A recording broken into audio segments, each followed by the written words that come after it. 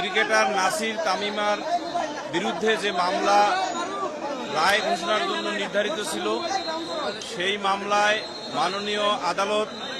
তার সকল সাক্ষ্য প্রমাণ অর্থাৎ উভয় পক্ষের সকল সাক্ষ্য প্রমাণ বিশ্লেষণ করে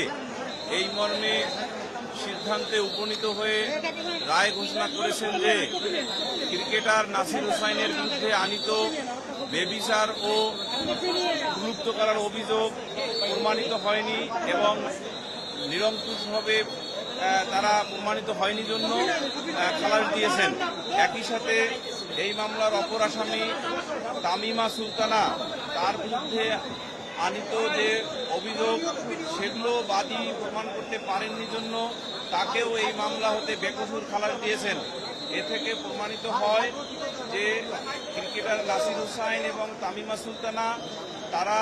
যথাযথভাবে তালাক প্রদান করে এবং বৈধভাবে ইসলামিক শরীয়ত মোতাবেক বিবাহ করেছেন। মহামান্য উচ্চ আদালতের একটি রায় মাননীয় আদালত পড়ে শুনিয়েছেন তার ফাইন্ডিংসে, সেটি হলো যে শুধুমাত্র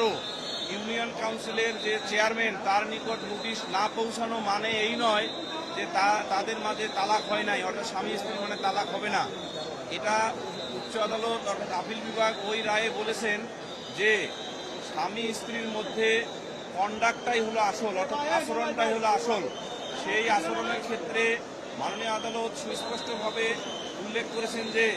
2016 সালে তামিমা সুলতানা রাকিবকে তালাক দিয়ে সৌদি আরব গিয়ে কতদিন বাংলাদেশে অবস্থান করেছেন এইটা তদন্তকারী কর্মকর্তা কিংবা বাদী তার সাক্ষ্যে কোনোভাবে উপস্থাপন করতে পারেন নাই। ফলে এই মামলায় ক্রিকেটার নাসির হুসাইন এবং তামিমা সুলতানা বেকসুরভাবে খালাসপ্রাপ্ত হয়েছেন এবং তারা ন্যায় বিচার পেয়েছে। আমরা এই ন্যায় বিচারে সন্তুষ্ট এবং ক্রিকেটার নাসির হুসাইনকে বিভিন্ন মিডিয়া যেভাবে কলুষিত করার চেষ্টা করেছে, আমরা আশা করি আজকের রায়ের মধ্য দিয়ে তাদের সচেতনতা ফিরে পাবে এবং তারা আর এই ধরনের একজন জাতীয় ক্রিকেটারকে কলুষিত করার জন্য